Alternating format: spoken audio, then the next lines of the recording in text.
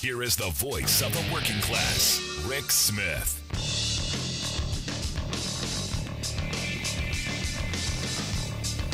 And welcome, brothers, sisters, working class heroes. This is the Rick Smith Show. Thanks so much for being here today on the big program. Lots to get to, lots to talk about.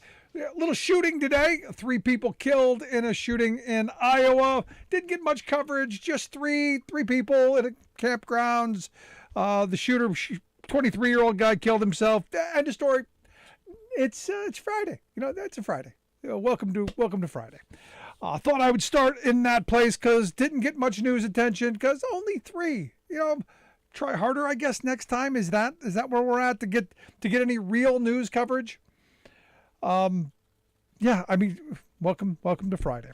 Also, the fallout, the reaction, however you want to put it, toward the hearing on Thursday night. I thought it was a very effective use of time, going minute by minute through January 6th, and really laying out exactly what the president didn't do and what he did to make things worse. I thought it was very effective. Now, interestingly enough, our friends on the right, they're not paying attention.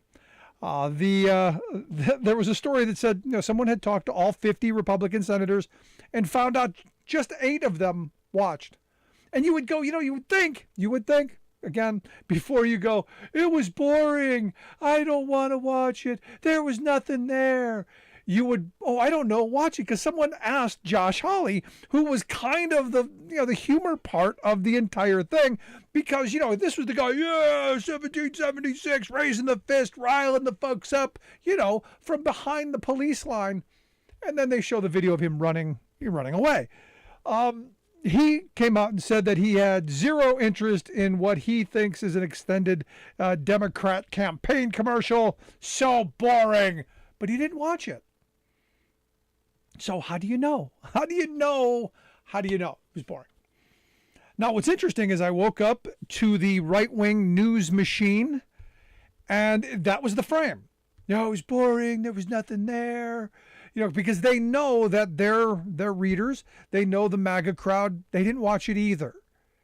And they wanted to reinforce that, there was nothing said. It's all a hoax. It all doesn't matter. And that's the frame that it was boring. It was stupid. It was all just Democrats. No. There were no Democrats testifying. No. These were all the best people. These were the Republican, these were the Trump people, right? These were the people who had surrounded Trump and were there. And to their credit, yesterday, the 2 that they had, Sarah Matthews and Matthew Pottinger, both of them resigned immediately, and good on both of them. They did make an argument, and look, I listened to the lawyer, Cipollone, who said, look, I wanted to resign, but can you imagine who they would have put in my place? And I got to be honest. In that moment, I said, probably best not to resign, because how much crazier would Trump have gone? How much further off the deep end with a Rudy Giuliani as the head lawyer there? So very, very interesting. I want to get your thoughts. What did you think of the hearing? Did you see the same frames that I did from the right-wing outrage machine? There was nothing there. It was all old news. Democrats didn't bring anything, except it was Liz Cheney and Adam Kinzinger, both Republicans. And understand what we saw. And I love Josh Hawley's frame. It's a Democrat campaign commercial. No, more of a Liz Cheney presidential run. This the beginning of what is going to be her Republican run as she tries to save the Republican Party. Because my problem with the hearing is they're focused 100% on the failures of Donald Trump. They're focused 100% on what he did do, rile the crowd up, aim them in the direction of the Capitol, and then add fuel to the fire at the height of the violence by tweeting out and pointing them at Mike Pence. And then just hung around, watched TV watch Fox from the White House dining room there. evidently calling senators trying to continue the coup attempt. Yeah, so that we learned. And then he came out with, after it was all over, after the Capitol Police had, turned the tide and things had begun to move in the direction of law and order, then he came out with the, oh, you need to leave peaceful and we love you and, oh, you're so special speech. But it wasn't until the tide had turned and it became apparent that, Mike Pence and the Pentagon and everybody else in government is moving in a direction to save our democracy, that he decided, I better do some spin control here. Let's go do the video, which I got to tell you, they played a minute of the outtakes, because yesterday evidently is a very hard word for Donald Trump to say, we find out. I would like to see the entire hour of outtakes. I would like to see all of that. Now, I think that would have been a good hour in and of itself. I think so. Sidebar, we're going to take an hour break and let you watch the bloopers. I think that would have been well worth an hour right there. But, here's the thing. There are people who are still saying, we want our Trump back in the White House. And what's interesting is today a story popped up again about an executive order that Trump signed back in October of 2020. And I talked about it really briefly back then, about, hey, we're making patronage great again. They call it Schedule F, like F, like, hello, federal workers, you're effed.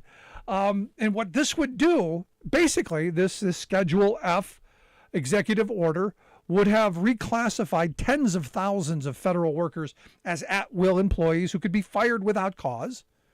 And then you can make patronage great again. Because right now, if you're president, when you come into office, you have the ability to bring in, I don't know, like 4,000, 4,000 of your people to oversee different areas. And there are jobs that are political appointee jobs that you want your people moving your agenda in a certain direction.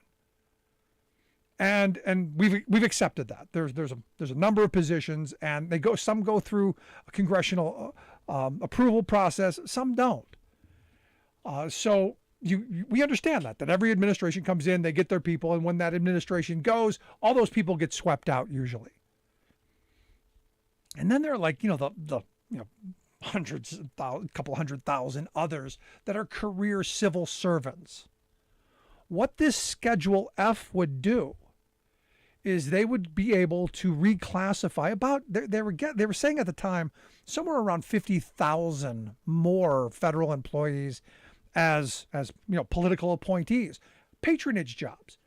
We're bringing back patronage. Now, we went through a period in this country where we said, hey, patronage, not a good thing.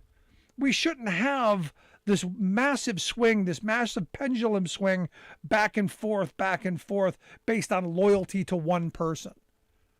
We want people, career people who are going to go in there, do their job, know their job, and regardless of who's in the administration, do their freaking jobs. Well, we're going to make no-show jobs great again, evidently. And this is what they're saying. Look, if we can reelect Trump, he's going to bring back Schedule F, because understand, one of the first things Biden did was to rescind this executive order. And you go, well, why would Biden do that? Because you believe in good governance. Look, he could have easily said, hey, great, he put this executive order in. I'm going to bring in 50,000 of my people. We're going to fire all those people that got hired during the Trump year who are not loyal to me. But that's not how Biden is. That's not how he thinks. It's not how Democrats think. It is, however, how fascists think. It is how Donald Trump thinks. And this is a scary thing. This is, again, very scary thing. If you're on the right side, and that's, I think the thing we've learned about Donald Trump, and again, I've known all along and have said all along, is this is a guy who will throw you under the bus for the most minor thing. Look at Mo Brooks down in Alabama. Diehard Trump supporter, said one dumb thing, under the bus. So imagine Imagine if you're someone who you worked for. Out the door. Now, understand also why conservatives would get behind this. They have always hated the civil service system. They've always hated it. Because, again, when they think civil service, they think minorities. They shouldn't get those minorities. You'd be amazed at how many people I've talked to, especially conservatives, who it's like affirmative action. It's affirmative action for hiring. And it's one of those things that drives them insane. So when Trump can do this, and again, there are going to be people who vote on this issue so that we can get rid of those people. It's going to be interesting. It's going to be interesting to see how this plays out. Now, if you're a federal worker, do you really want to have to be loyal and kiss the ring? Or do you just want to go and do your job? Interesting times. Now, a story just came out over at Bloomberg News that I found very interesting. Jennifer Abruzzo, the NLRB General Counsel, she not too long ago said that captive audience meetings should be outlawed, that employers should not have the right to mandate you as an employee to sit through their browbeating meetings to tell you how bad unions are and force you to listen to their arguments. You should have a choice. Again, freedom.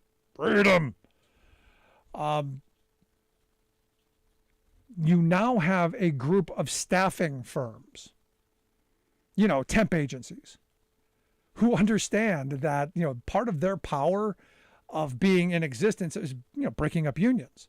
That's why they were created, so that they could, employers could hire third-party logistics companies, the temp agencies to hire their employees. And if they unionize, they just fire this temp agency and bring in another. They are now suing to say, no, we want our temp employees browbeaten. We want workers browbeaten in the workplace. Again, welcome to conservative ideology. You should be beaten at every turn. It's frightening. And what's even more frightening is there was a story today also that we're in a moment where things are kind of up in the air. And I look at this, and we're seeing, workers who are organizing. I think Starbucks, the 200th Starbucks just organized, just voted through the NLRB process to organize and to demand a contract. Now, none of them have contracts yet. That is a process that's going on. It's going to be a long fight. Starbucks is going to do everything they can possibly do, pull every dirty trick possible, and threaten, intimidate, harass, all the things they've been doing, all the things that corporate America has been doing. And because they believe it's their First Amendment right to harass you in the workplace. Because remember, in the workplace, they are kings. Once you cross that threshold, it is a master-servant relationship. They are the kings and queens and masters, and you, my friends, you are the servants. You are the worker bees. You are at their will. Again, as long as you don't have a union contract, you're at their will, which is what the Donald Trumps of the world want to make sure no worker has. And they want to take us backwards. I talk about taking us back to the days of the Lochner era, where there were no minimum wage laws, no maximum hour laws, no safe working conditions, no child labor laws. And when we come back, I want to talk about a story going on down in Alabama. And look, don't turn your nose up. Could be any state across this country. Just happens in this moment to be Alabama. I want to hear your thoughts. You got a thought on what happened during the hearing? Want to hear that as well. Going to take a quick break. 1-866-416-RICK, 1-866-416-7425. If you're just joining us, miss any part of the program, make sure you grab the podcast wherever you get your podcasts. You'll find ours. Right back after this.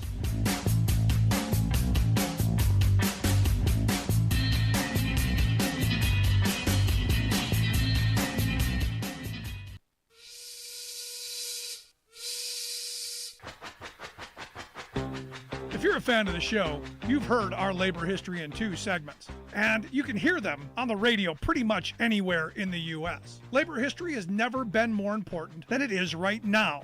So here's what we'd like you to do. Tell a teacher. Tell a teacher that labor history is important and that they can get digestible 2-minute lessons that are absolutely free. Free to download, free to use, free to share. Tell a teacher to go to thericksmithshow.com/history and help us put labor back where it belongs, in the classroom. You know, generations of American workers fought, bled, and died to build the American way of life. It's our job to keep their stories alive. Go tell a teacher that we're here to help them do just that. Find us at thericksmithshow.com/history today.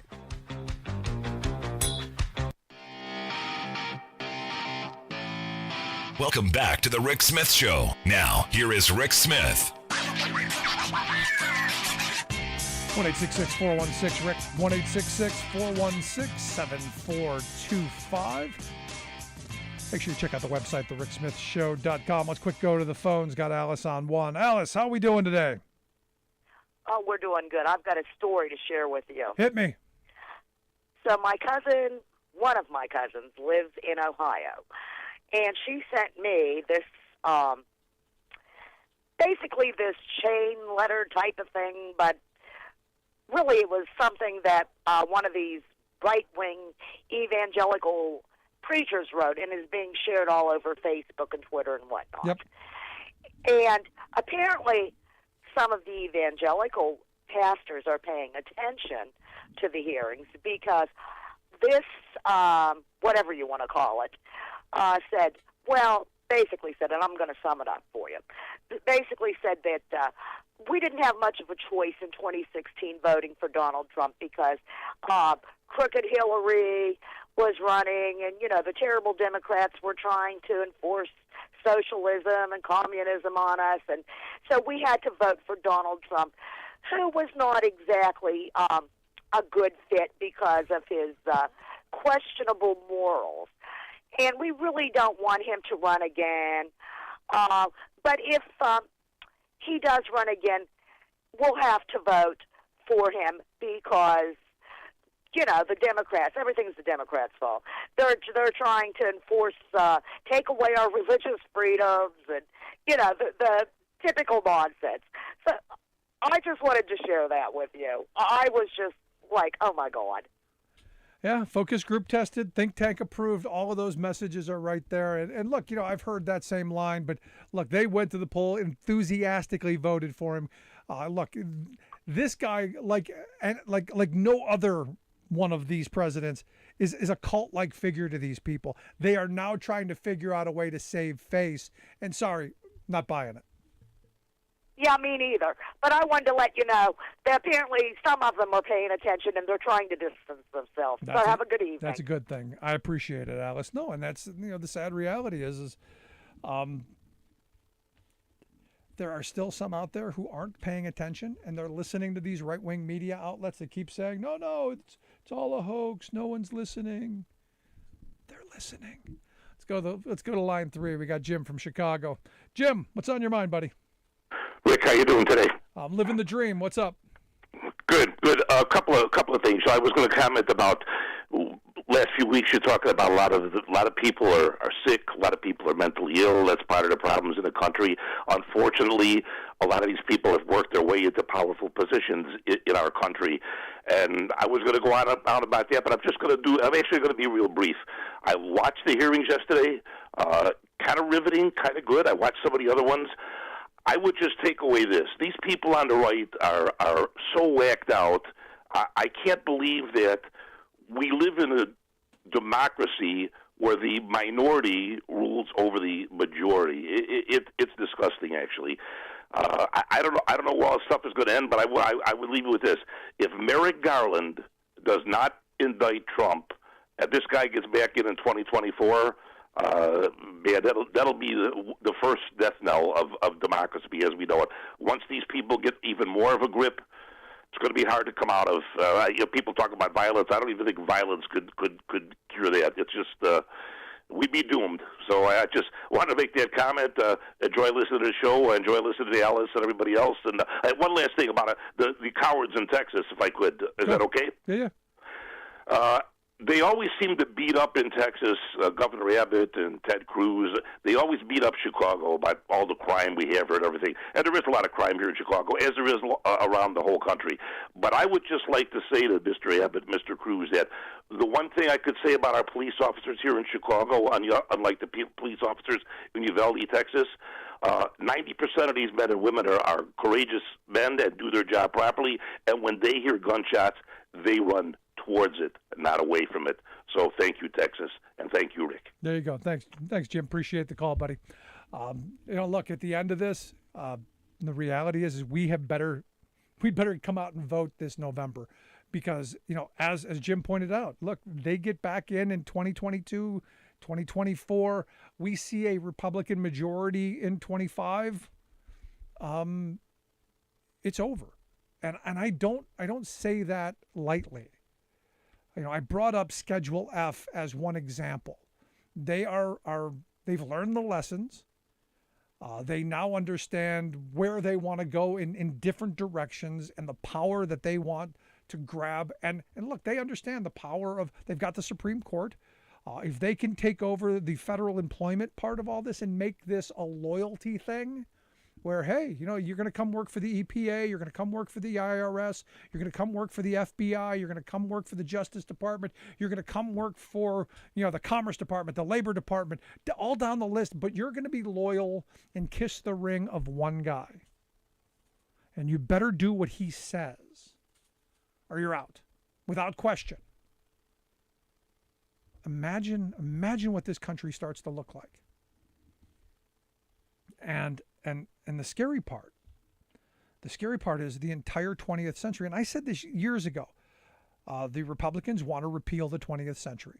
They were against the New Deal. They were against all the reforms of the New Deal. They were against Social Security. They were against doing away with child labor laws. They were against minimum wage laws. They were against maximum hour laws. They were against safe working condition laws. They were against all of those things that the New Deal brought us. They were against all of the things that Johnson's Great Society brought us. They were against all of the social safety nets, all of the commons. They want everything in the hands of profiteers.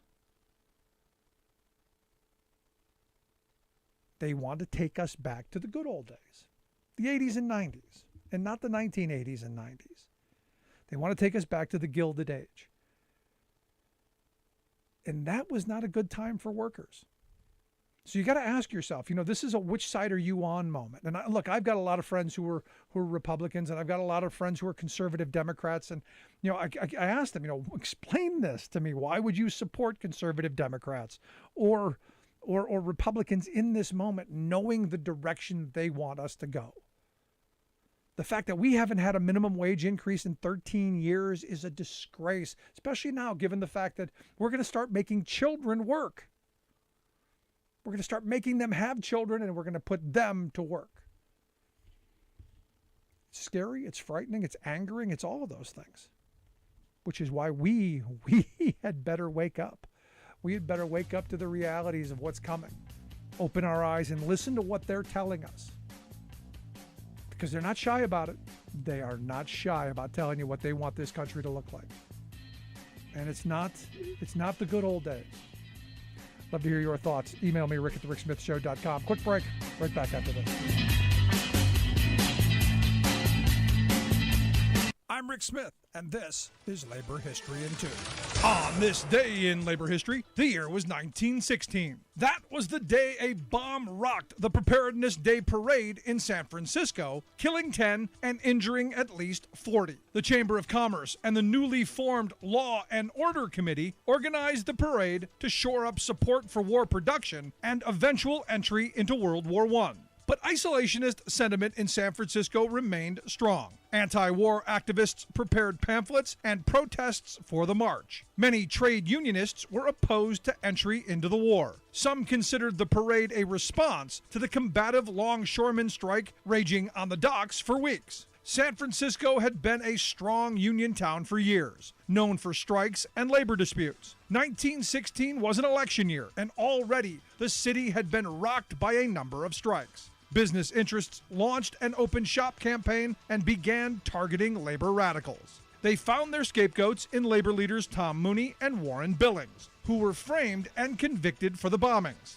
Journalist Carl Nolte points out that Mooney and his assistant had been trying to organize workers at the city's largest streetcar company, United Railroads. He notes their convictions were based on perjured testimony and doctored evidence. Incredibly, one of the prosecution's star witnesses wasn't even in town that day.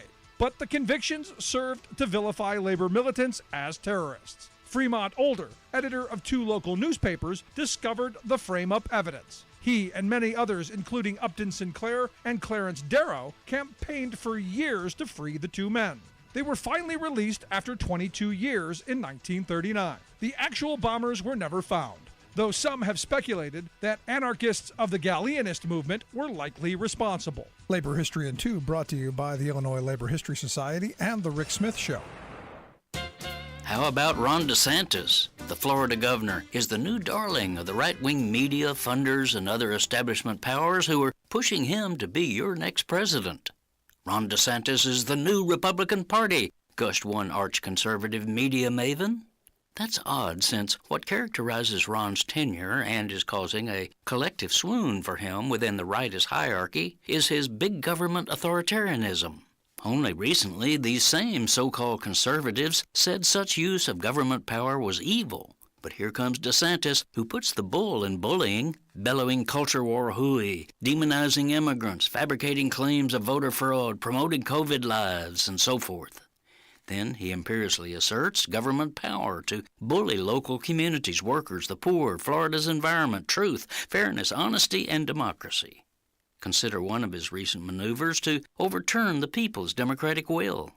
Like most other Republican-run states, DeSantis' Florida keeps trying to block African Americans from the polls. In 2018, however, Floridians themselves rebuked the suppressors by approving a ballot measure to expand the electorate. A whopping 65% said yes to eliminating a vindictive lifelong ban on voting by ex-felons, people who had served their time. This long overdue measure of simple justice re-enfranchised about 1.4 million former felons. But wait, DeSantis had old Jim Crow up his sleeve. In 2019, he rammed a technical gotcha into state law, preventing former felons from voting until they pay in full all court fines. These fines can run thousands of dollars, so DeSantis' new law created a partisan poll tax to price a big percentage of these voters out of Democratic participation. This is Jim Hightower saying, remember, he's the new Republican Party.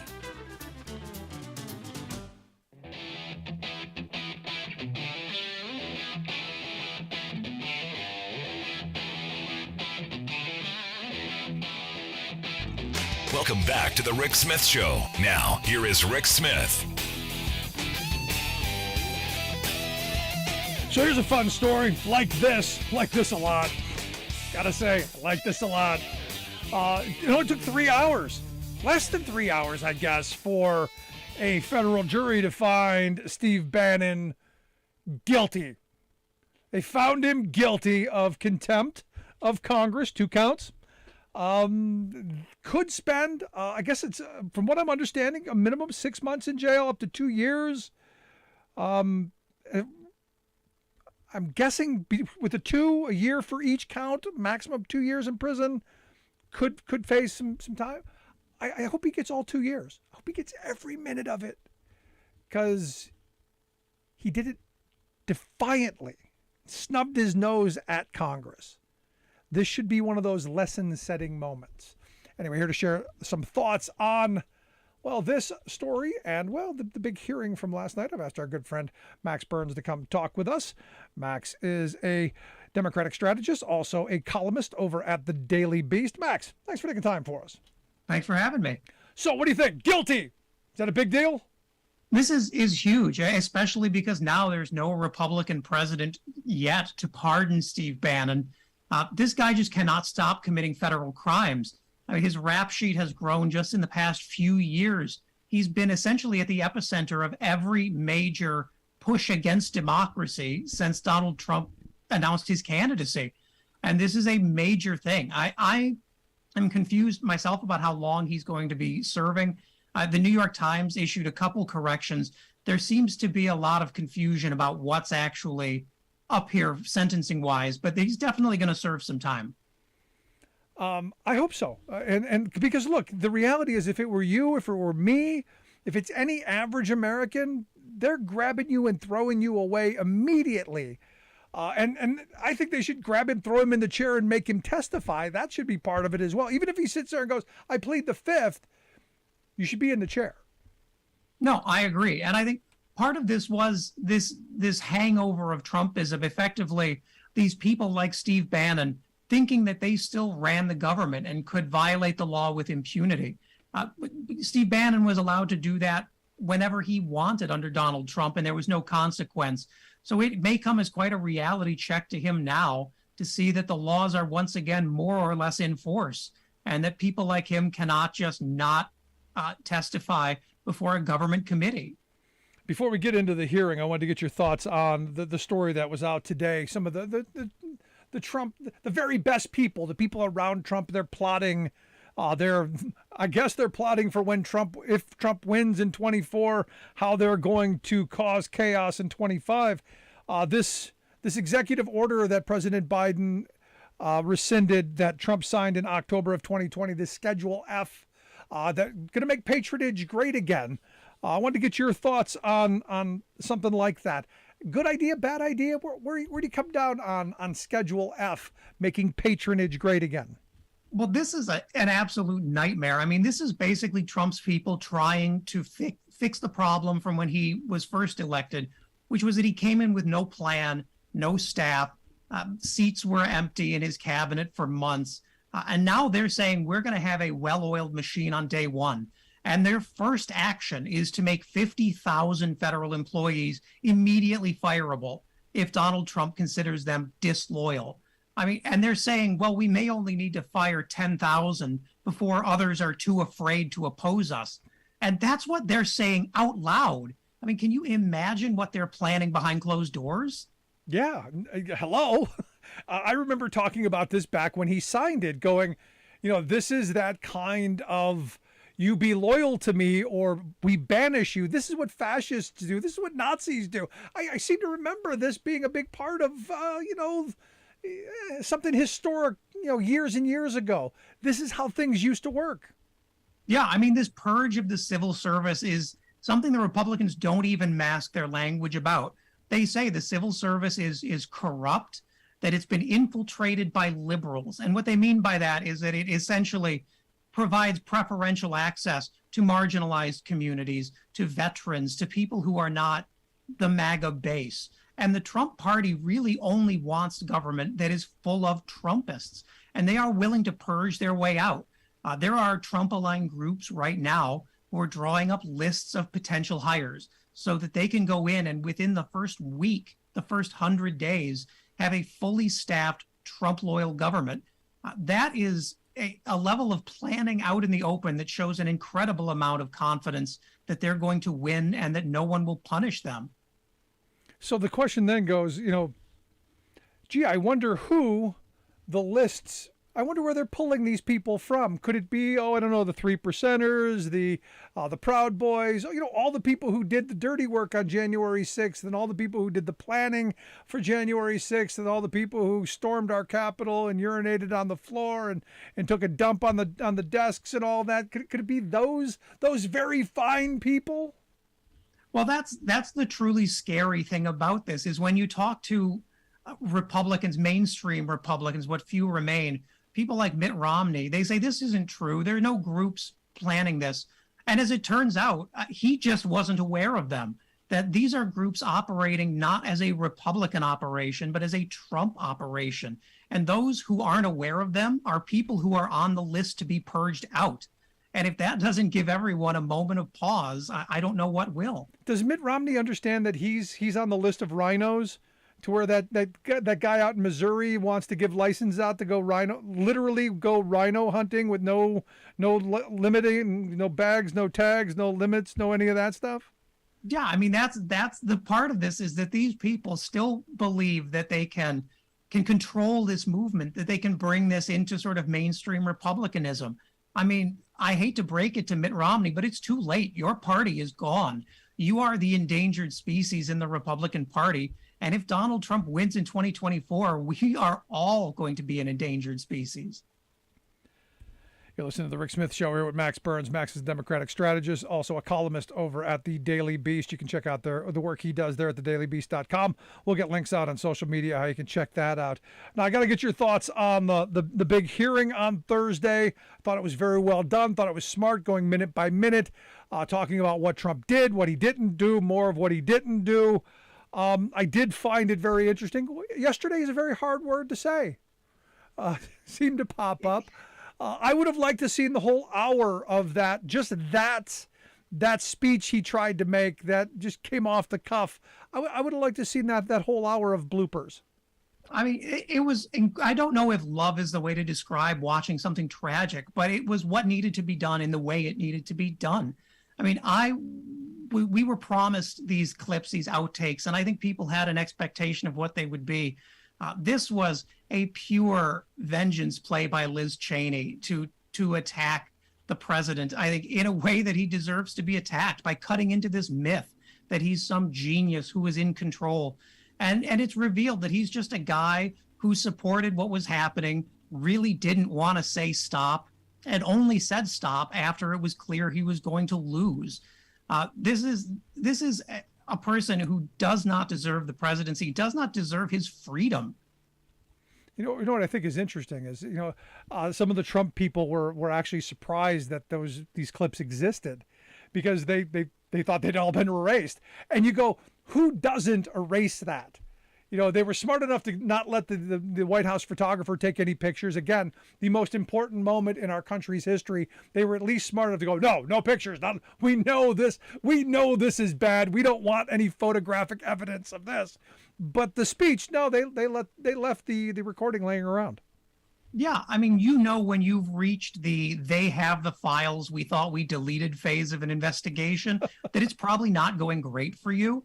And to see how plainly they were all talking about this. They were talking with the confidence of people who thought that they were going to win. And as this dawned on people that they weren't going to win, you start seeing the resignations, you start seeing people writing things down, because they realize, hey, it's going to be him or me at some point, and I want to have testimony to give. So let me ask you this, because that's an interesting point you have there. Do you think all the people around him were in on it? Or do you think that they didn't think it was possible, so they just left him to be his man baby self and follow that it could never happen? That I'm curious, because this is one of those arguments I've had, that I would like to believe that they just thought, hey, we'll indulge him. He'll be out on January 20th. It's not a big deal. It's never going to happen. This is America. This kind of stuff doesn't happen here. And then, oh my gosh, it did. I'm curious, thoughts? I think this hearing has actually done a great job of showing that there are basically three camps that were in the White House. One was this core of people who wanted to do this, your Rudy Giuliani's, who thought that this was the power play to get what Trump wanted. And then you had people like Mark Milley, who saw what was happening and started an opposition within the White House to stop this. And then there's this larger core of people who, though maybe not in on it, who weren't aware of what the president wanted to do, were so cowed into weakness and silence that they didn't rise to the moment. And we saw that with Eugene Scalia's testimony, where he said, I decided to stay on because if I left, I'd be powerless. And that to them, that's the failing, that the greatest threat to them is to be powerless, not to have done the right thing. And that's why they ended up in that situation. Yeah, but there's part of me that goes, Cipollone saying the same thing, that if I had left, who would he replaced me with? Giuliani, because that's who he was talking about when he was, who would he have replaced me with? Somebody, I don't know that I disagree with him on that. As much as I don't like the guy, I'm going, I don't know that I disagree. No, but I think the main moral failing here is that the 25th Amendment was the solution to this problem, and the cabinet knew it. Mike Pompeo knew it. Eugene Scalia knew it. Elaine Chao knew it. They chose not to do it because they didn't want to embarrass themselves and their party. And that is a dereliction of duty they should all be ashamed of. And in this hearing where we're looking at how Trump failed our country, we should also look at that cabinet and point out that they failed our country too. Are there any heroes in this? I mean, because we hear this a lot on Twitter. Oh, Mike Pence, he's a hero. Cassidy Hutchinson. Anybody get this? Because I give none of them credit for being a hero. I give them credit for keeping themselves out of jail, but I'm not giving them the brave. I mean, Liz Cheney went on this whole thing about, oh, these are brave women and all this. No, not now. Too late. Thoughts? I think one, that whoever ran Donald Trump's teleprompter is a hero, because I mean, an hour of his losing his mind cannot have been fun. But I mean, seriously, no, there aren't. I mean, we were in that situation because these people enabled it for years. The fact that it suddenly got too hot and they didn't realize that they were going to be fomenting an insurrection, that's not any of America's problem to help them deal with. That's on their soul, and it's on us to hold them accountable for letting it get to that point. Yeah, because clearly in this, for me, there are a couple of things that are glaring to me, and maybe you'll agree. I'm looking at Liz Cheney. I see this as her presidential run. I look at the Pat Cipollones. I look at some of the other folks, the Mark Shorts. They're on team Mike Pence, always throwing out a compliment of how brave and smart and how much Mike Pence did. They're trying to save the Republican Party in all of this while throwing Trump under the bus. The reality is they're all responsible for this in this moment. There should be no, hey, we're running on this, because I still want to know the moneyed interests. I want to know who funded all of this stuff. I want to know who funded the Proud Boys and the 3%ers and all of these hate groups. I want to know all of that stuff, and this didn't really go into any of that. No, I would love to know that myself. There was word out today that the Secret Service agents and the driver who were involved in that physical altercation with Trump have now retained private counsel. That doesn't come cheap. I would love to know who's financing that, because I mean, a Secret Service driver is not making a ton of money. And it also tells me that, maybe someone's going to jail, and they're worried about that. And I guess this is good for lawyers. So let me ask you a last line of questioning, because as I'm looking at this, it comes back to the one glaring thing. These have been great hearings. There have been lots of bombshells. There's been lots of confirmation of things that we've known. For instance, we knew that the crowd was close to Mike Pence. Didn't really realize just how close they got to grabbing the vice president or a number of members of Congress. The question becomes, okay, what's it all mean now? I mean, it's out there, it's done. Do you think it moved public sentiment? Do you think Merrick Garland's going to move on this? Where does this go?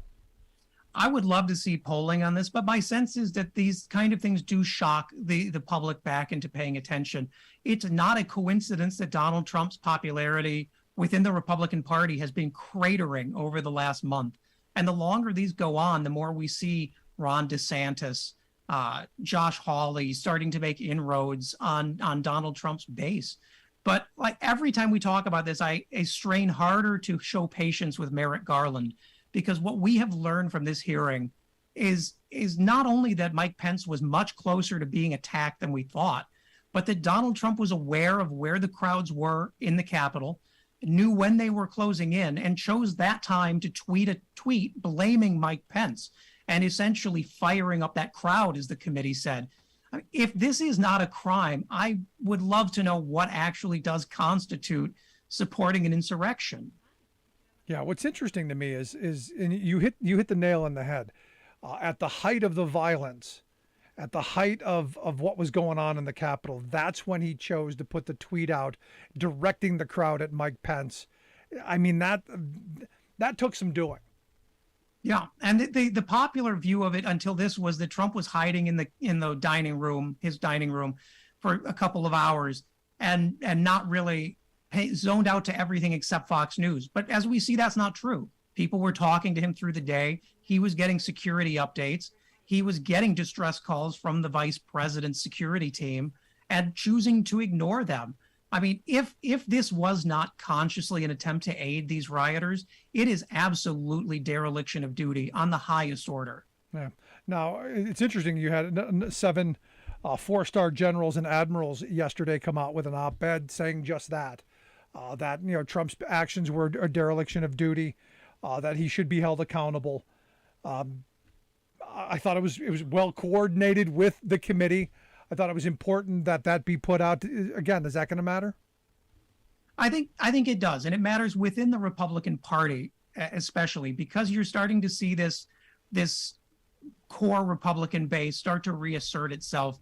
Whether that's too little, too late, I don't know. But you are seeing now people are sort of coalescing around Mike Pence and as the sad savior of what's left of the Republican Party, and whether or not that follows through is going to depend a lot on how the Justice Department handles the outcomes of these hearings. Yeah, going to be interesting to see where this goes next. Do you think there's going to be another hearing by any chance? I mean, I guess this was supposed to be the last one. Do you think there's going to be another one? There are. This is not over for Republicans. They're saying now that there will be up to 3 hearings in September. So they're going to go out for the recess and come back, kind of mixed signals, if you ask me, but that's their choice to take vacation. They're going to come back and then hold additional hearings to dig into some of this, which may include those Secret Service agents. All right, maybe we'll find the text messages. Maybe we'll find all of the stuff, and maybe it'll be maybe there'll be more. But Max, as always, I appreciate the time. Great stuff, my friend. Thank you for having me. Good stuff. Our good friend Max Burns. Make sure you check out the work that he does over at the Daily Beast, thedailybeast.com. I'm going to take a quick break. Right back after this with your thoughts. 1-866-416-RICK, 1-866-416-7425. Also, remember, you can email me, rick@thericksmithshow.com. If you miss any of the program, podcast, wherever you get yours, you'll find ours. Back after this.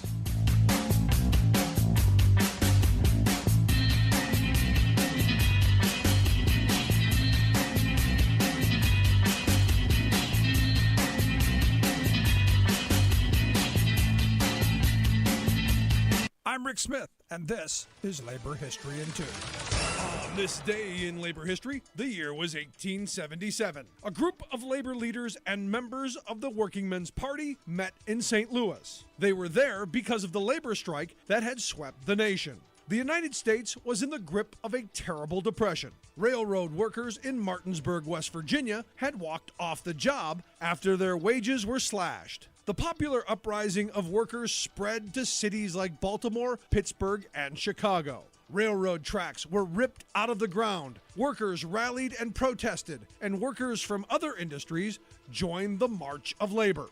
In St. Louis, the response of workers was even more radical. Many of the workers in the city were German immigrants. Some remembered the working class uprisings of 1848 in Germany. At the St. Louis meeting, they declared the start of the St. Louis Commune, a takeover of the city by working people. They called for the 8-hour day and the end of child labor. On both sides of the Mississippi River, both in St. Louis and East St. Louis, workers began a general strike. Railroad traffic was stopped. It was the first general strike in U.S. history. The workers had taken over St. Louis. 3,000 federal troops were amassed along with thousands of gun thugs paid for by the railroad tycoons. The workers' rebellion was crushed. The strike committee was arrested, and at least 18 people were killed. Across the nation, 100 people lost their lives in the Great Upheaval of 1877. City leaders scrambled to build armories so they could quickly arm troops in case the workers rose up again. Labor History in 2 brought to you by the Illinois Labor History Society and The Rick Smith Show. For more information, go to laborhistoryin2.com, like us on Facebook, and follow us on the Twitters at Labor History in 2.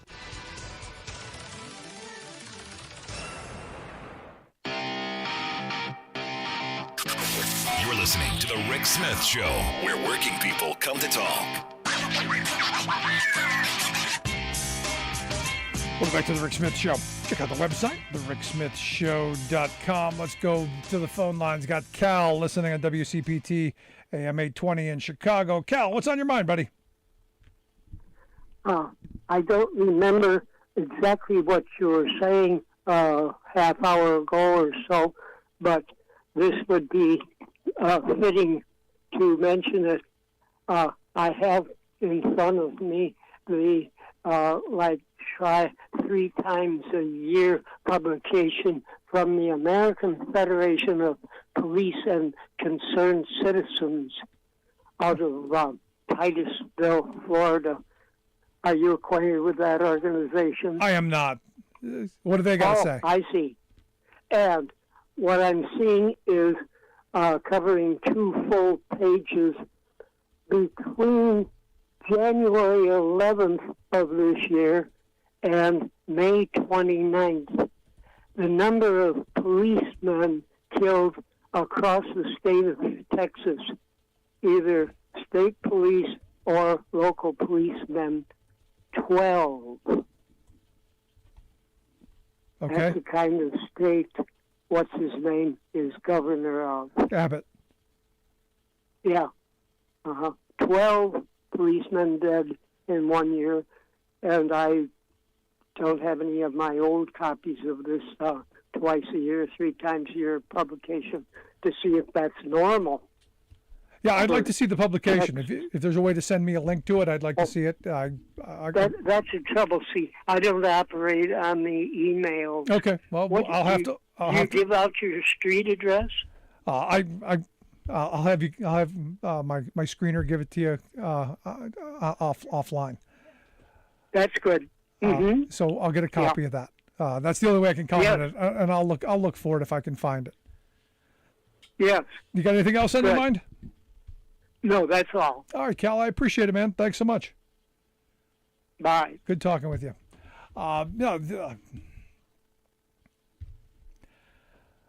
This is one of those things where I can only comment what I know about. I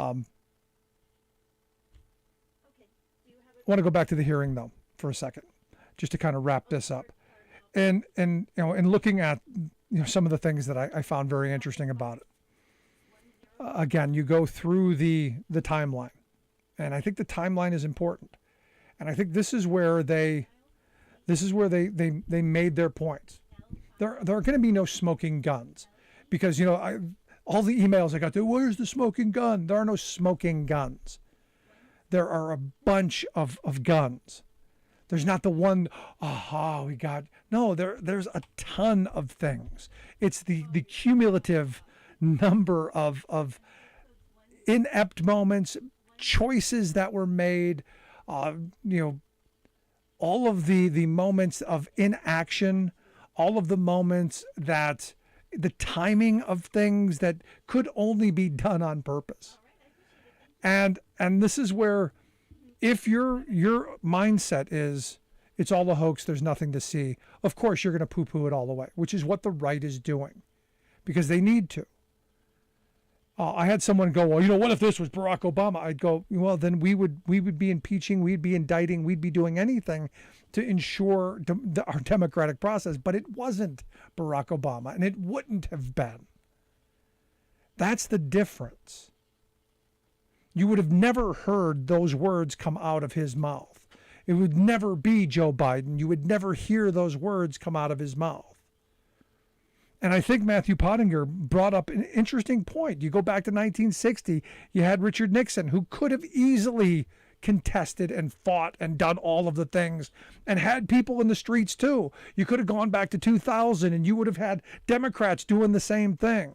But instead, in those moments, you had people who put country ahead of themselves. We have a giant man baby who even to this day is still calling states and saying, hey, overturn that election. Still. He's never going to let it go. Ever. Love to hear your thoughts. Email me, rick@thericksmithshow.com. Remember, grab the podcast wherever you get yours. We're already committed to a level of warming, and these extremes will get more extreme in the future. Cascading consequences are piling up. Scientists warn it will get worse. Russia is blackmailing us. Russia is using energy as a weapon. EU warns member nations to conserve gas as Russia tightens its grip. Plus, climate change is literally an existential threat. to our nation and to the world. Biden announces plans for executive actions to tackle climate change. All of those plans and more straight ahead. From BradBlog.com, I'm Brad Friedman. And I'm Desi Doyen. Stand by for 6 minutes of independent green news, politics, analysis, and snarky comment. It's not just Europe, because over 100 million people in the U.S. are under heat alerts. In fact, this week, nearly 20% of the U.S. population will likely see a temperature at or above 100 degrees Fahrenheit. Remember when you wished that everybody who denied climate change would go to hell? Unfortunately, hell came to us. Welcome to hell, or as we like to call it, your Green News Report. Okay, Desi Doyen, rough week for the Green News Report. Yes, extreme heat continues to engulf vast regions of the Northern Hemisphere. In the United States, more than 100 million Americans across 28 states remain in the grip of a sprawling, record-setting heat wave. Officials in Europe, where air conditioning is rare, are scrambling to provide cooling options amid a rising death toll. The intense, prolonged heat shattered records in the United Kingdom, with temperatures surpassing 104 degrees Fahrenheit for the first time on record, a temperature once thought inconceivable, with the heat helping to spark and spread hundreds of wildfires around the country. The UK Met Office concludes the new record would be virtually impossible without man-made global warming. Chief Scientist Professor Stephen Belcher delivered a stark warning. Climate change driven by greenhouse gases has made these extreme temperatures possible, and we're actually seeing that possibility now. If we continue under a high emissions scenario, we could see temperatures like this every 3 years. I think it's going to be more than every 3 years. Cascading consequences from the relentless heat go beyond deaths, wildfires, and crop failures. In Germany, the Rhine River is becoming too shallow to allow ships to transit. In France and Switzerland, several nuclear power plants are offline or at reduced power because the rivers used to cool the reactors are too hot. Skyrocketing energy demand is exacerbating Europe's energy supply crunch caused by Russia's brutal invasion of Ukraine. The European Commission on Wednesday said that Russia is weaponizing its natural gas exports to Europe to divide the coalition, and warned that Russia might further reduce or cut off gas deliveries on a key Russian pipeline. Officials urged member countries to immediately begin reducing natural gas consumption now to fill up gas storage faster to prevent shortages this winter. Not good. Here in the U.S., after major setbacks from the right-wing Supreme Court curtailing EPA authority over carbon pollution and Democratic Senator Joe Manchin of West Virginia again derailing President Biden's climate and clean energy agenda in Congress, the president unveiled plans to enact a suite of actions to tackle the climate crisis using executive authority. Sweet. Speaking at a decommissioned coal plant being converted into a wind energy manufacturing hub, Biden stopped short of declaring a national climate emergency, which would redirect federal resources to bolster renewable energy and help accelerate the shift away from fossil fuels. Biden criticized Republicans for their decades of blocking climate policy and pledged many more actions to come. I come here today with a message. As president, I have a responsibility to act with urgency and resolve when our nation faces clear and present dangers. And that's what climate change is about. It is literally, not figuratively, a clear and present danger. The health of our citizens and our communities is literally at stake. So let me be clear. Climate change is an emergency. I will do everything in my power to clean our air and water, protect our people's health, to win the clean energy future. This, again, sounds like hyperbole. Our children and grandchildren are counting on us. Initial actions will include directing billions in funding to help communities adapt to climate impacts like extreme heat, storms, fires, and floods, assistance to states to boost electric grid stability, weatherization, and building energy efficiency, expanding programs to help low-income families afford heating and cooling costs, and opening up new areas in the Gulf of Mexico to offshore wind production. Now remember, while this summer is hot, it will be one of the coldest summers we'll ever experience for the rest of our lifetimes. You just had to finish it on that cheery note, didn't you? For much more on all of these stories and the ones we couldn't get to today or didn't have the heart to, Check out our website at greennews.bradblog.com. Find, follow, and share us planet-wide on the Facebooks and the Twitters at Green News Report. Are you tired of think tank approved corporate news and commentary? Are you tired of CEOs telling you what to think, who to hate, and who to vote for? Well, welcome to the Rick Smith Show. We don't take orders from some boardroom, and we don't do focus groups or talking points. We don't work for them, and we never will. I'm Rick Smith, and I work for you. Join us daily at thericksmithshow.com and download the podcast and never miss a minute.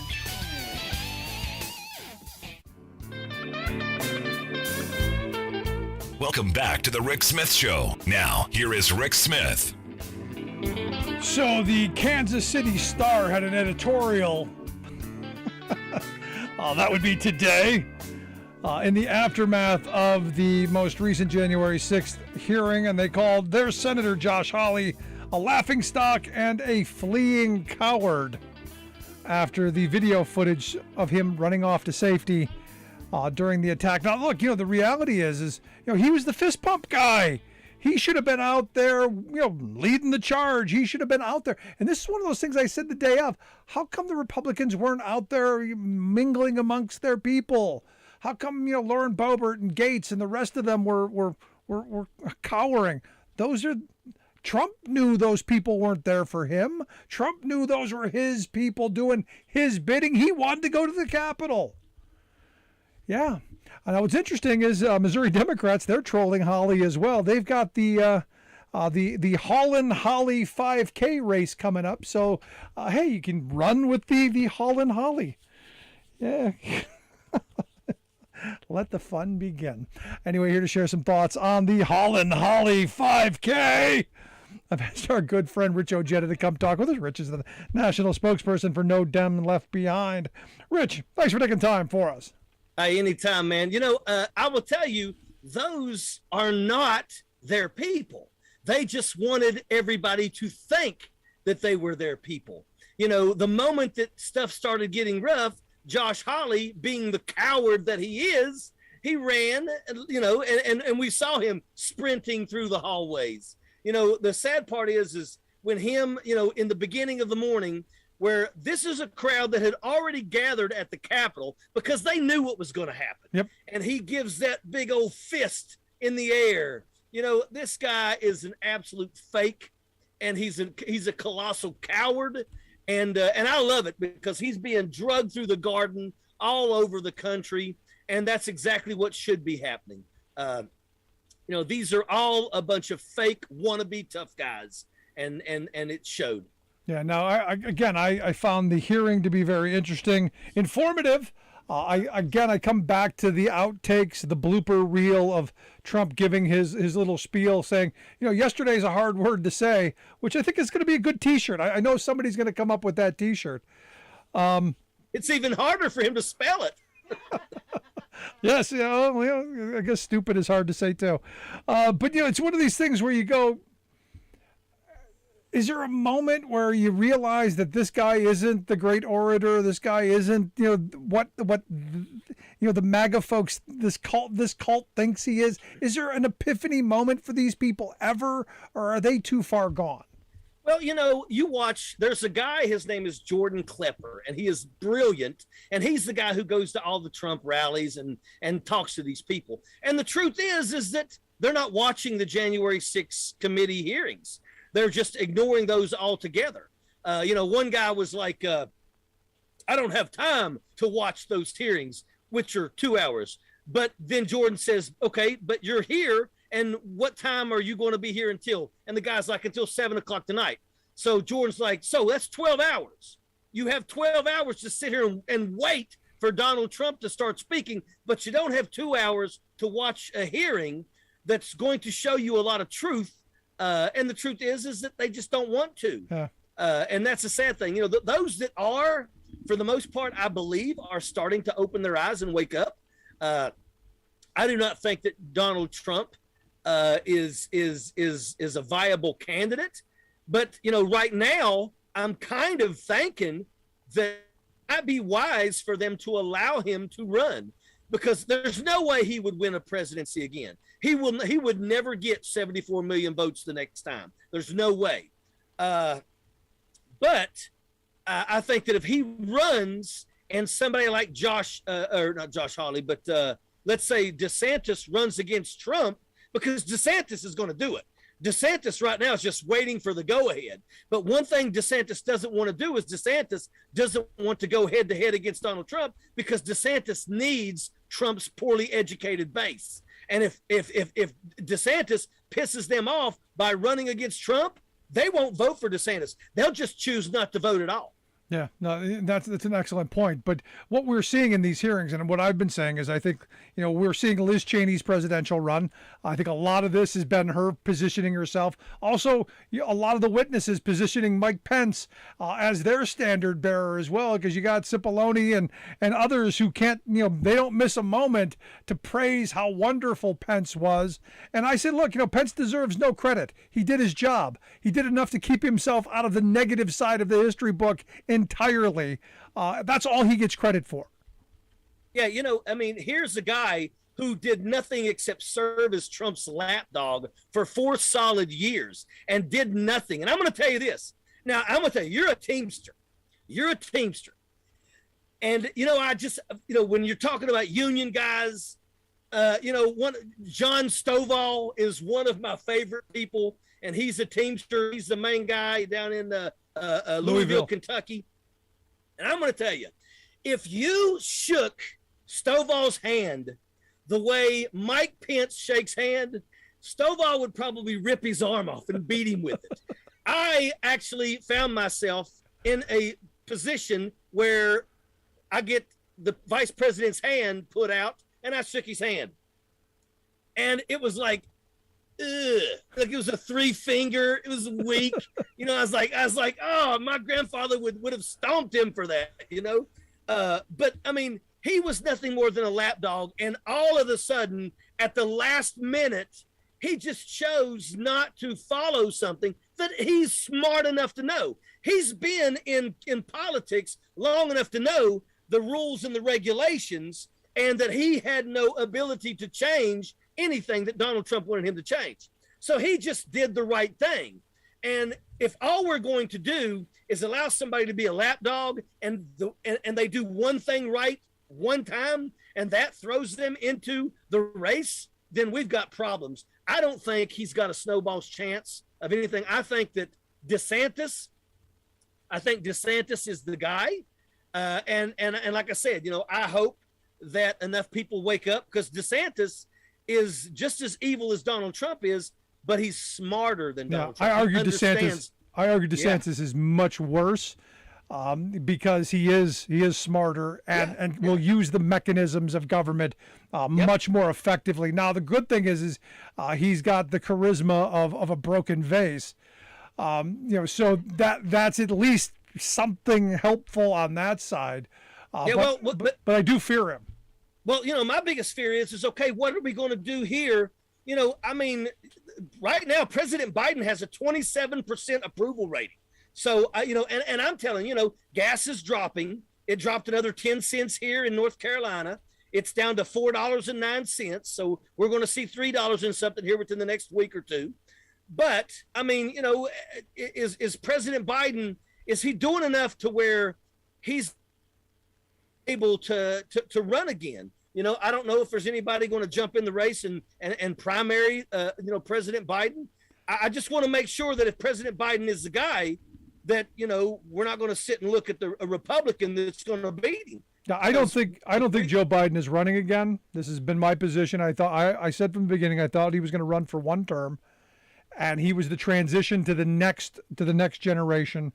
I've always believed that. And I think, look, you don't run for president saying I'm going to run for one term, because you don't want to be a lame duck on your first day in office.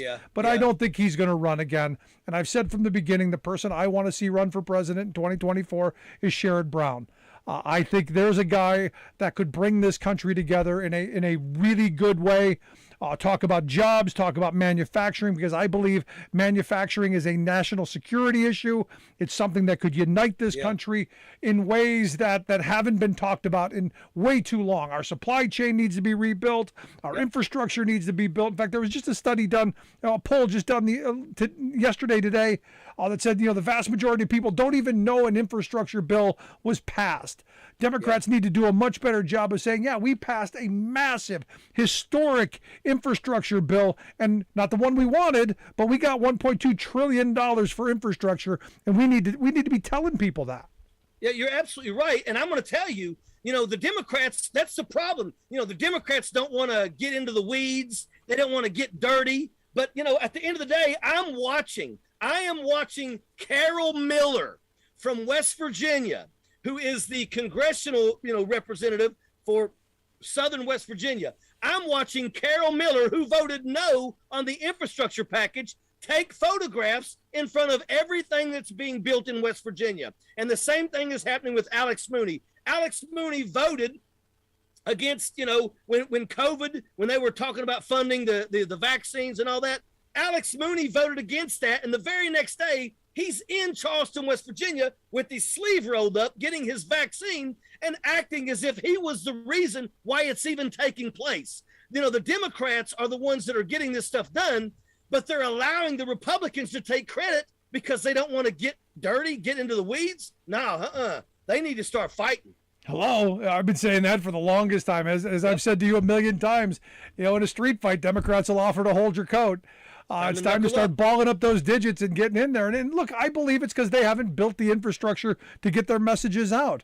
I think they need to do much more in telling the story of what they're actually doing, because I think Biden is doing a lot, given the fact that you have a 50-50 divided Congress.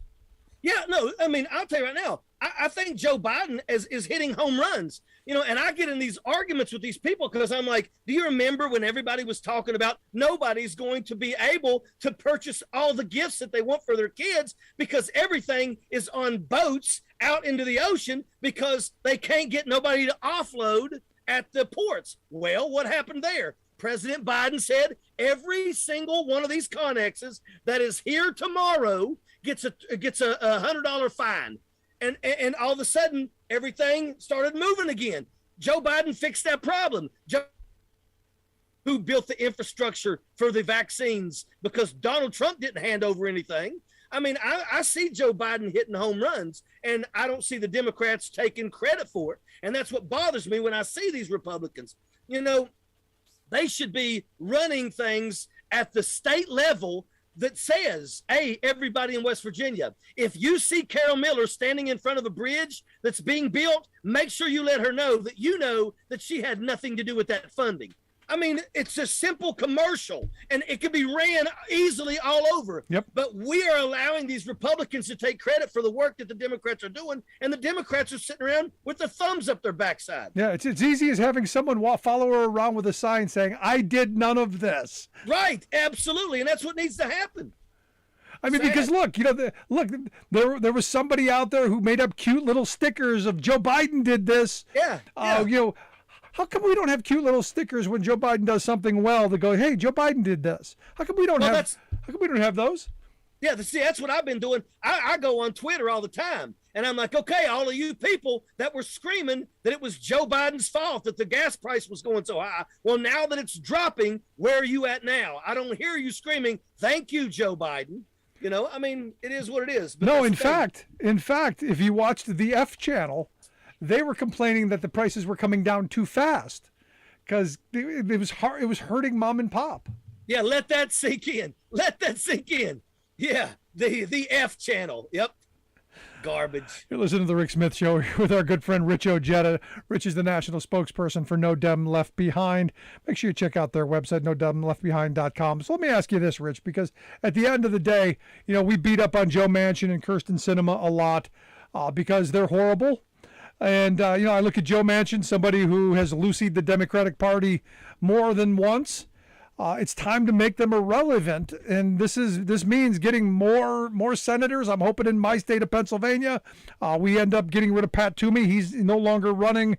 Maybe we hoping to get John Fetterman as a senator. Hoping Ohio sees the light with Tim Ryan. There's a lot of opportunities to make Joe Manchin irrelevant. What's the message in moving that agenda along? Well, we believe it's going to happen. We think that Fetterman's going to pull it out. We believe now the polling is showing that Warnock is pulling away, which is thank goodness. Yeah, how can he not though? Come on. I look at Herschel Walker and look, I almost feel sorry for Herschel Walker because he's either so stupid or so brain damaged, and I don't know which is which. Yeah. He must have played football when the helmets were soft. He speaks alphabet soup. The guy's garbage. But here's the thing. We believe that we're going to be able to hold on and even pick up a couple seats in the Senate. But I'm going to tell you this. Here's another thing that you need to know. West Virginia just recently did something, and it's really, really important, and nobody's really talking about it. West Virginia, the Democratic Party in West Virginia has only existed.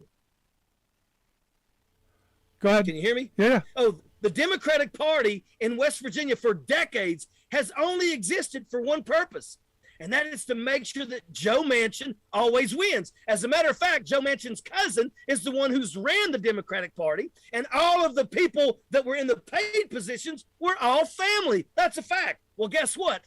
They started a couple years ago, and just about a week and a half ago, they did the elections, and they took back the Democratic Party. They took it back. Right now, it is now like 77 positions to 23 in terms of the Democrats that now are no supporters of Joe Manchin. So Joe Manchin is going to have a tough time now, finally in West Virginia. But, I also keep hearing this, we're going to lose the House. And I've been going like, are you kidding me? How could we lose the House with all these jackaloons? But here's the thing. This is what we got to do. If the 18 to 25-year-olds show up at the polls, we win, and we win big. So instead of calling them the midterm elections, which is bad, call it something else. Let's call it the Back to Equality election, so that every single female knows that she can go vote because they just got kicked off the stage of equality. How about the Back to Reproductive Rights election? How about marijuana election? Because guess what? If we vote and we win big, the Democrats are going to legalize marijuana all across the country. And there's going to be a lot of good things that's going to come with that, like expungement of records and a lot of people being released from prison that were there on simple possession charges. So we got to be able to paint the midterms in a way that makes people motivated to go, that's something other than just go and vote. Or something other than this is going to be the last election you're ever going to be able to freely vote in. So take advantage of this. So you're saying make it something positive. Hey, let's restore your rights. Let's get some new rights. The end of school slaughters. You got a lot of these young kids that have been going through these drills that are now able to vote. And the youth in this country, if they band together and come to vote, I'm telling you right now, we will absolutely win and win big. And that's what we need. If we win big and we don't lose the House and we pick up seats in the House, I mean, goodness gracious, we can finally have the country that we've been wanting and that we deserve. And when we got people that will be voting for things that's going to benefit the people. There you go. Versus the people that just want to make the filthy rich richer. There you go. Rich, as always, I appreciate the time. Great stuff. Keep up the great work. Keep up the work you're doing there at No Dems Left Behind. Hope folks will check out the website. Thanks so much, man. Appreciate it. Hey, anytime you need me, brother, you give me a call. I will do. Our good friend Rich Ojeda. Make sure you check out the work that they do at No Dems Left Behind. NoDemsLeftBehind.com, the website. Quick break. Right back with your thoughts. 1-866-416-RICK. 1-866-416-7425. This is The Rick Smith Show.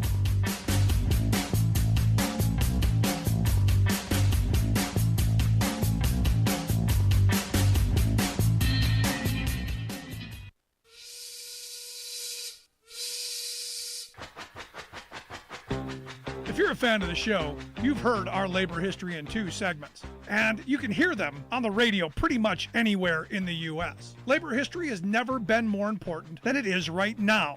So here's what we'd like you to do. Tell a teacher. Tell a teacher that labor history is important and that they can get digestible 2-minute lessons that are absolutely free. Free to download, free to use, free to share. Tell a teacher to go to thericksmithshow.com/history and help us put labor back where it belongs, in the classroom. You know, generations of American workers fought, bled, and died to build the American way of life. It's our job to keep their stories alive. Go tell a teacher that we're here to help them do just that. Find us at thericksmithshow.com/history today.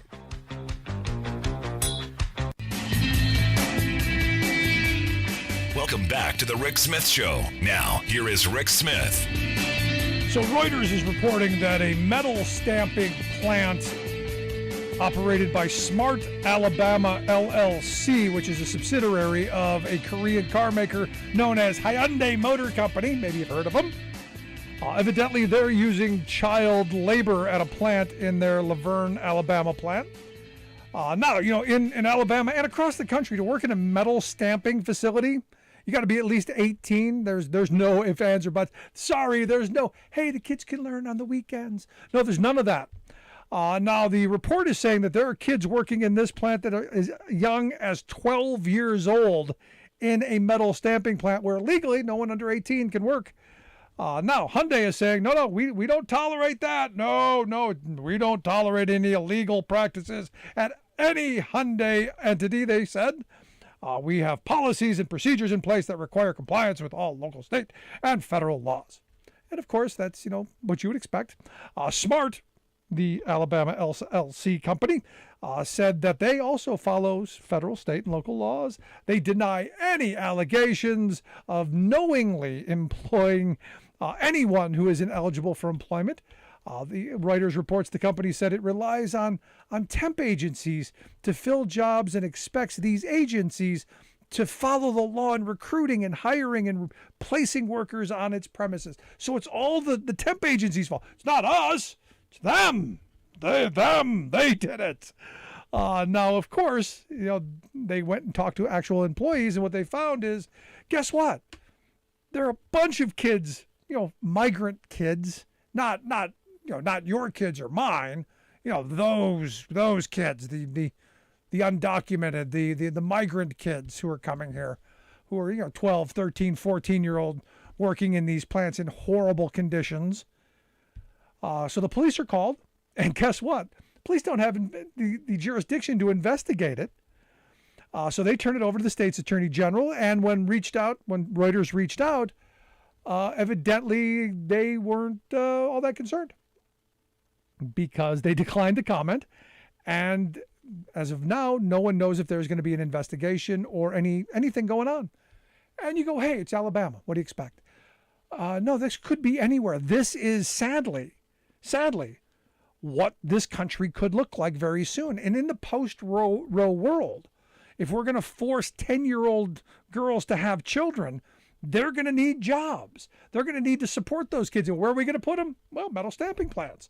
And we can pay them crappy wages, and it'll be great. This will be conservative world all over again. Get those kids, those desperate kids, back to work. Because as they point out in the article, we've got a labor shortage. We got a supply chain disruption problem going on.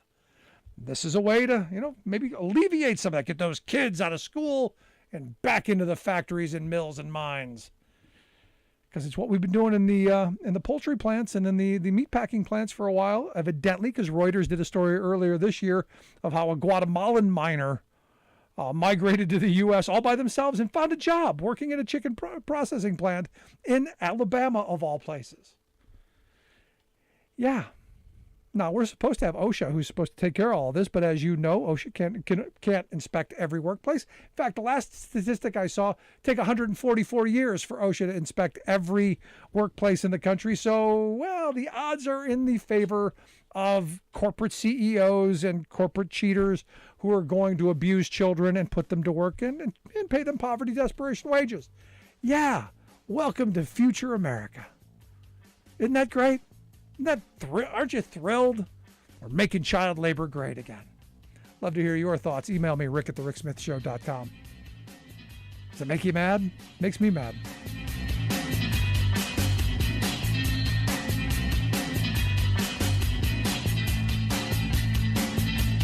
I'm Rick Smith, and this is Labor History in 2.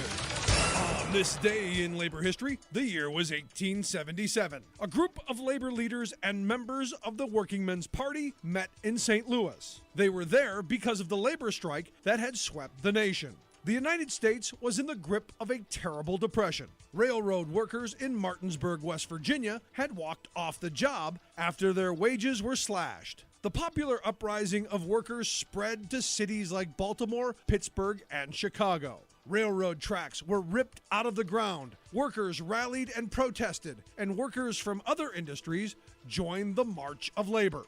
In St. Louis, the response of workers was even more radical. Many of the workers in the city were German immigrants. Some remembered the working class uprisings of 1848 in Germany. At the St. Louis meeting, they declared the start of the St. Louis Commune, a takeover of the city by working people. They called for the 8-hour day and the end of child labor. On both sides of the Mississippi River, both in St. Louis and East St. Louis, workers began a general strike. Railroad traffic was stopped. It was the first general strike in U.S. history. The workers had taken over St. Louis. 3,000 federal troops were amassed along with thousands of gun thugs paid for by the railroad tycoons. The workers' rebellion was crushed. The strike committee was arrested, and at least 18 people were killed. Across the nation, 100 people lost their lives in the Great Upheaval of 1877. City leaders scrambled to build armories so they could quickly arm troops in case the workers rose up again. Labor History in 2 brought to you by the Illinois Labor History Society and The Rick Smith Show. For more information, go to laborhistoryin2.com, like us on Facebook, and follow us on the Twitters at Labor History in 2.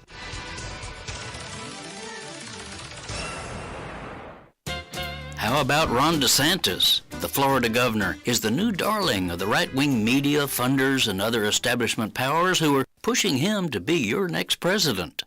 Ron DeSantis is the new Republican Party, gushed one arch-conservative media maven. That's odd, since what characterizes Ron's tenure and is causing a collective swoon for him within the rightist hierarchy is his big government authoritarianism. Only recently, these same so-called conservatives said such use of government power was evil. But here comes DeSantis, who puts the bull in bullying, bellowing culture war hooey, demonizing immigrants, fabricating claims of voter fraud, promoting COVID lives, and so forth. Then he imperiously asserts government power to bully local communities, workers, the poor, Florida's environment, truth, fairness, honesty, and democracy. Consider one of his recent maneuvers to overturn the people's democratic will. Like most other Republican-run states, DeSantis' Florida keeps trying to block African Americans from the polls. In 2018, however, Floridians themselves rebuked the suppressors by approving a ballot measure to expand the electorate. A whopping 65% said yes to eliminating a vindictive lifelong ban on voting by ex-felons, people who had served their time. This long overdue measure of simple justice re-enfranchised about 1.4 million former felons. But wait, DeSantis had old Jim Crow up his sleeve. In 2019, he rammed a technical gotcha into state law, preventing former felons from voting until they pay in full all court fines. These fines can run thousands of dollars, so DeSantis' new law created a partisan poll tax to price a big percentage of these voters out of Democratic participation. This is Jim Hightower saying, remember, he's the new Republican Party.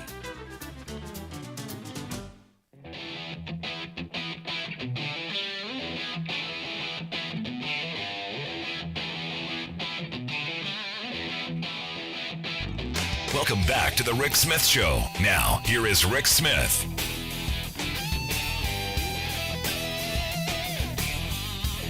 So Tony sent me an email. He said, I just listened to your show with Will Bunch. Great interview. He says, not to pick nits, but PA school funding cuts under Mastriano would be far worse than cutting the state share in half.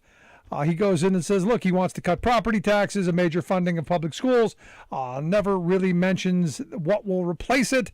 He says not now property tax, local tax funds 56%, state funds 36%, federal 3%, 2% of other. The new version, local, who knows, state 18%, federal 3%. You're down 77%. He said schools would be crushed if that isn't replaced in full, but that's the point. He says, look, you look at Mastriano, that's what they want to do. They want to crush education. He hates teachers. He hates teachers' unions and pensions. Tony says he must never step foot in the governor's mansion. And Tony, I absolutely agree with you. And that's just on the education front. There's so much more to our Nazi Benito Mastriano. And here to share some thoughts on just how bad this guy is, I've asked Jennifer Cohen to come talk with us. She's an election security advocate and political writer. Jennifer, thanks for taking time for us. Hi, it's my pleasure. How are you? I am good. So, I'm looking at this. I'm looking at this guy running for governor in my state, and I would argue he's probably one of the worst people in the country right now, running for any office. I'm going to put him up as the worst. I think that's fair. I mean, he has some close competition, probably with DeSantis and maybe with some people running for lower offices like Wendy Rogers in Arizona is pretty bad. But yeah, he's up there. But I think that if this guy is elected, the damage he would do to this state with a Republican General Assembly that would immediately turn this state into worse than Alabama. This would be the Florida of the Northeast, which is what he said he wants. Because he's been very clear on his aims. We're going to make this a white nationalist Christian kind of state, which is frightening on so many levels. Yeah, he's a really scary guy, and I think even it's sort of a subgroup that I'm hoping we can reach are American conservative Jews who might possibly think that they should support someone like Mastriano, because I don't know what he said about Israel, but a lot of these sort of current generation of white nationalists are pro-Israel, but I'm not at all convinced that his vision of Christian nationalism includes friendliness toward religions other than Christianity. And I say that largely based on his top supporters, which include Mike Flynn, who said the U.S. should have only one religion, and I'm sure he was referring not to Judaism, but Christianity, and his support by the Gab CEO, who seems to be of a like mind. It's Christianity or bust, not Judaism. So yeah, he's as scary as some of the people that we've been dealing with, and then he kind of, I think, ratchets it up a notch on the at least affiliations with people who are virulently anti-Semitic. Now, usually what happens when you have these kind of people, and we've seen them in the past, I go back to Pat Buchanan in 92 when he ran for president. He had all of the same kind of rhetoric, but, policy-wise, he tried to come to the center. You expect during a primary to hear the heated rhetoric, and then during the general to trying to temper some of that. This guy's gone straight on crazy, even further to the extreme and to the radical extreme direction during the general, which is kind of frightening that there's no backing off the gas. He wants to take us off the cliff, if I can use that analogy. Yeah, I think he does. I mean, on abortion access, he wants to ban it even if the mother's going to die. I mean, and we're already seeing how much damage the the recent ruling on abortion is causing with women who maybe have ectopic pregnancies and can't get those and lose liters of blood because doctors are too afraid to perform an abortion because they don't want to go to prison, even though the fetus isn't viable.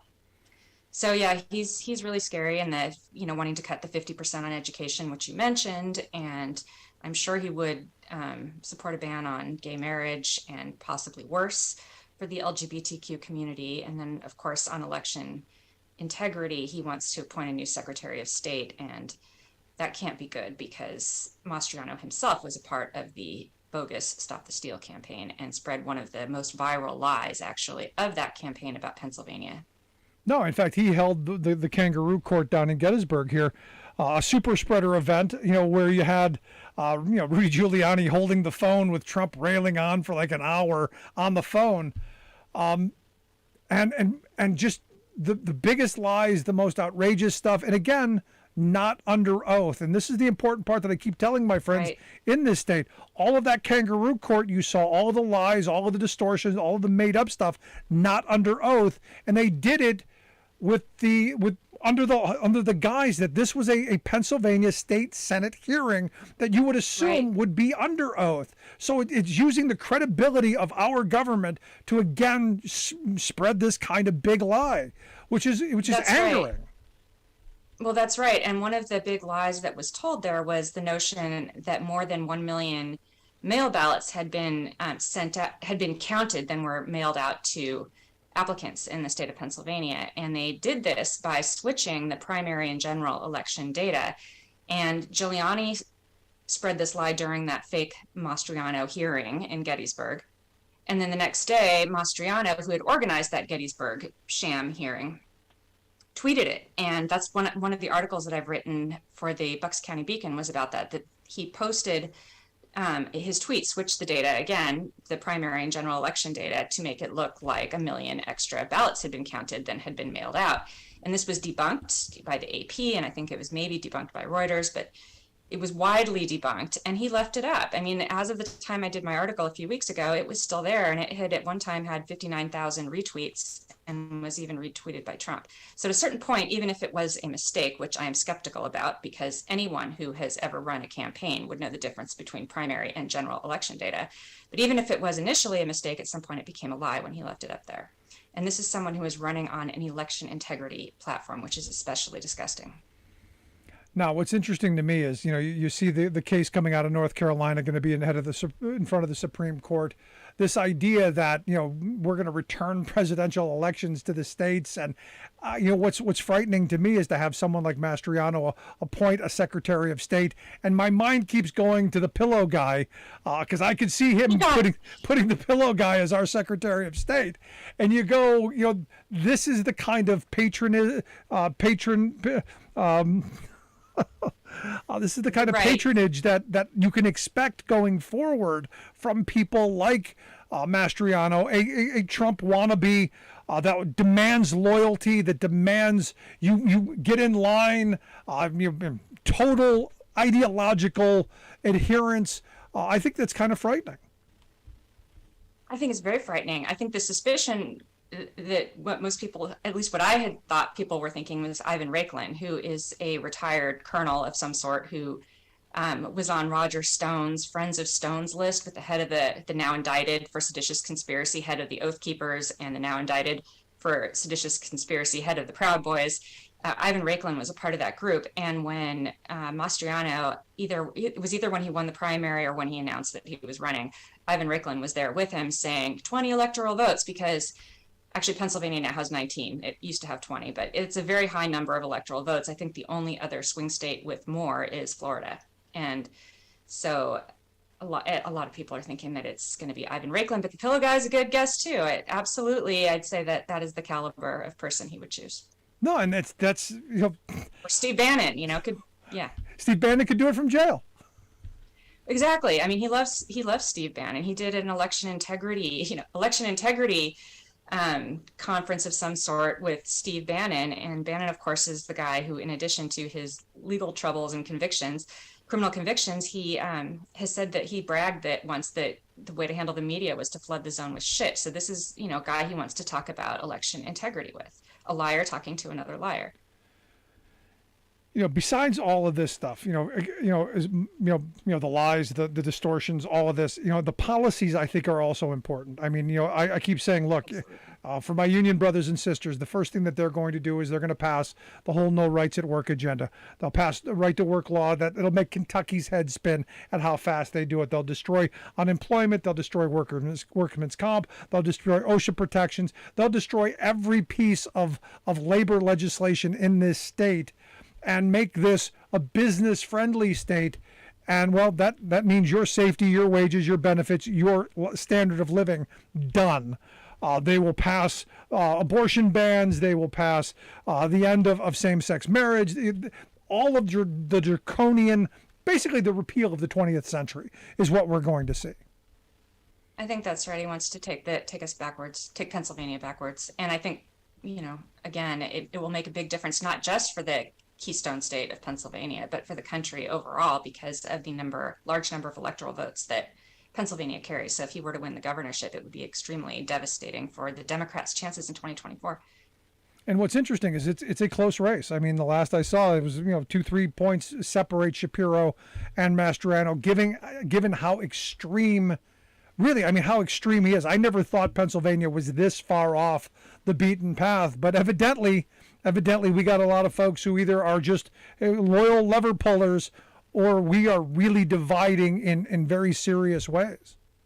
Well, I think that Pennsylvania also is the subject of a direct attack by sort of the Christian nationalist, Kremlin-aligned, possibly Kremlin-funded, but certainly Kremlin-linked organization called the World Congress of Families, and that I think they're taking direct aim at your state. And I think that it's there are a lot of propagandists who work for that organization. And so you had, the Charles Bausman guy, who was the guy who fled to Moscow after January 6th, after he was filmed inside the Capitol. And he also had that barn, which hosted the white nationalists, the National Justice Party, sort of neo-Nazi group in his barn.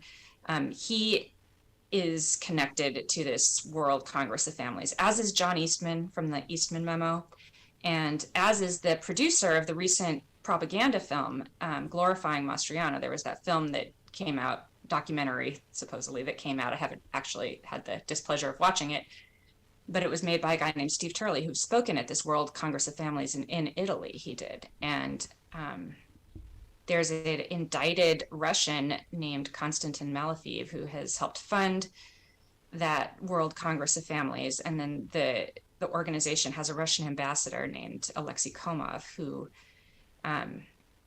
is tied to Bausman, and I guess they consider each other close friends. And it just seems like this group is pummeling your state with propaganda.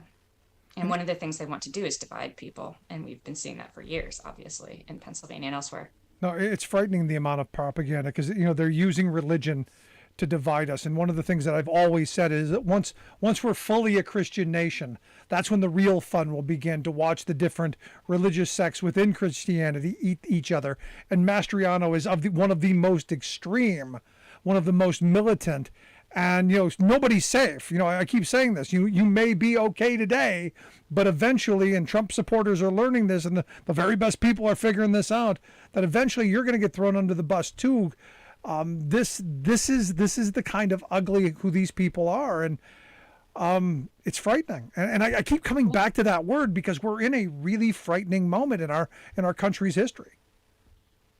I think it's really frightening. And as someone whose parents were both Jewish, I thought we had, I thought we had a good 10 years before they came for the Jews, but I'm beginning to think not, from some of the statements that I'm hearing from sort of the people within Mastriano's orbit. And he basically seems to want to put together the old gang that helped elect Trump in the first place, which is the Bannon and I gather, Mike Flynn for sure, and then Andrew Torba over at Gab, which is sort of this haven, this competitor, not really a competitor, an alternative to Twitter. Basically, everyone who's uses hate speech and gets banned from Twitter goes over to Gab. So there's a lot of the neo-Nazis and things are over on Gab. And that's Andrew Torba, who I gather helped. He took credit for helping to meme Trump into office. And I believe he's worked with Flynn before. And it seems like that's the whole gang that they're wanting to get back together. And it is very frightening. And the anti-Semitic angle, I wasn't really expecting to see for a little while. I was thinking it was bad enough, the attack on abortion access and the attack on the LGBTQ community, which it is bad enough. And the attack on people of color, obviously, has been out there with the white nationalism. No, it's all coming out now. I mean, this is the amazing thing. I mean, you think today, there was the talk about, hey, once we get back into power, we're going to reimpose Schedule F, the executive order to go after the civil service people. We're going to fire all of those people. And you know who they're talking about. It's minorities and the civil servants that that voted for the other guy. That's what they're talking about. They want to go after same-sex marriage. They want to go after abortion. want to criminalize those things so we can, give them triangles or put them in jails. I mean, they want to criminalize dissent overall. That's what this whole Antifa thing is. They know that this crowd knows that Antifa is not a clearly defined organization with a clearly defined membership that you could objectively say this person's in, this person's out. They know that. So when they talk about trying to designate Antifa as a terrorist organization, what they're really trying to do is that they want to decide then who's Antifa so that they can basically criminalize all dissent. They can call everyone. And Antifa, of course, is short for anti-fascist. So everyone should be an anti-fascist, but these are fascists that we're dealing with. This Mastriano and his crowd, they are fascists, and so they want to criminalize everyone who opposes them. Eventually they'll get around to you, or I mean, I guess they can't lock up everyone, but they'll get around to you, or they'll certainly get around to someone that you love, or somebody that you're friends with, somebody that you care about. Yeah, which is why the Texas law to me is so concerning. With the bounty hunter stuff, because they're already preparing society to start spying on their neighbors and turning their neighbors in. Right. This is again, I think back to some friends that I had who's I think about one person in particular. His grandmother was German, and talked about the Holocaust and talked about, hey, we have no idea how it happened. It just happened, and how we got and talked about, it crept up slowly and it just got tied up into it and it didn't think it could ever happen, but it could never happen here. And now we start seeing how this is, all the pieces are coming into place, and you go, well, now I understand. Now I'm starting to get how that woman explained to me how she got caught up in what happened in Germany back in the 30s. I mean, yes, I agree with you that I'm absolutely seeing how it happened then. I just don't have as much sympathy for the people who got caught up in it. I have a close family member who voted for Trump, and I have a lot of trouble with it. And even though nothing really has changed since the last election in terms of the horribleness of Trump, we're seeing really the direct effects of it, and it kind of makes me livid. I don't have any sympathy. Yeah. I don't have any sympathy. I remember the conversations, we're talking 35, almost 40 years ago, that I had these conversations with this person who was trying to explain her life story to us, and how, you can't explain it. But now I'm starting to understand a little bit better, as I didn't then. And so the question then comes, and this is where I want to kind of wrap this up. What can we do in this moment? Because I'm sufficiently angry, I'm sufficiently concerned, and I hope other people are as well. What should we be doing? Well, we're in an information war, and I think that we have to fight the information war, and that means really just continuing to work to get the information out there about Mastriano. And I really do want to give a plug for local journalists. I think are doing a lot of the laboring oar on this. And the Bucks County Beacon, I'm writing a column for them, but there are other, Will Bunch, who I guess you recently interviewed. He's fantastic. And I don't know. I really don't know exactly what we can do. I have this idea, but it hasn't caught on. Which is sending postcards explaining the truth to people, because everyone is in their own online. People have their own bubbles, and it's very difficult to break through them at this point. So it's hard to reach people and tell them the truth. And that was partly why I wanted to focus a bit on the lie told by, it's a big whopper told by Mastriano, because nobody likes to be lied to. And it's so objectively easy to show that he was lying. And there are other lies that were told about that. But there are no easy answers right now. I wish I mean, obviously get out the vote and all of that is incredibly crucial. And one thing in particular, because as part of this sort of, fake election integrity movement, the MAGAs are sending hordes of people to be poll watchers. And I imagine some of these people might lie and harass people, but we really need a counterforce to keep an eye on what's happening at the polling places and to be able to report on it objectively, so that we don't have this skewed truth about the next election.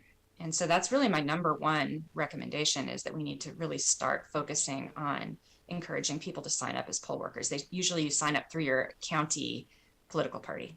Yeah, we need to start being much more hyper militant and standing up in every forum possible. But Jennifer, I appreciate the thoughts, the work that you do, incredible stuff. I hope you'll come back and share some more thoughts as this continues and as you continue to monitor what our Nazi for governor is up to.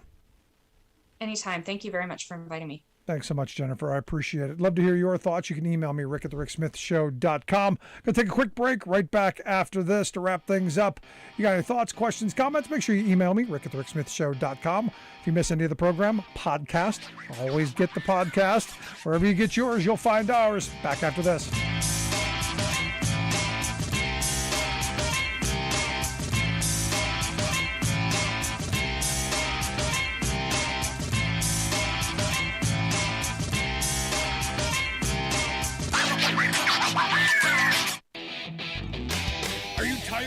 Think tank approved corporate news and commentary? Are you tired of CEOs telling you what to think, who to hate, and who to vote for? Well, welcome to the Rick Smith Show. We don't take orders from some boardroom, and we don't do focus groups or talking points. We don't work for them, and we never will. I'm Rick Smith, and I work for you. Join us daily at thericksmithshow.com and download the podcast and never miss a minute.